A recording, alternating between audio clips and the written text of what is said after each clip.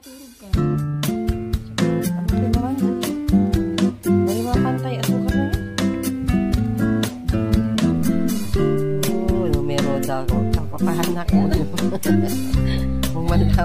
Mamandekat-dekat din.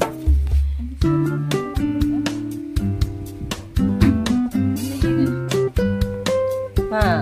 Dahan-dahan ka dyan. Kasi may anak na eh. For sale. Piso isa. Nalugi sa negosyo, tan. Piso isa.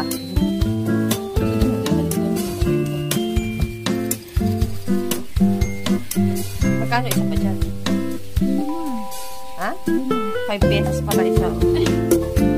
No! Oh, 5 piso isa. Order na. Oh, ang dami oh. May pawa pa dyan. Sa makeup pa.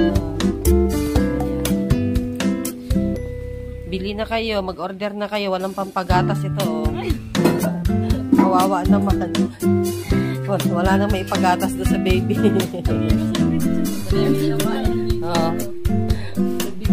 Imagine yan, kumaniyaw-niyaw.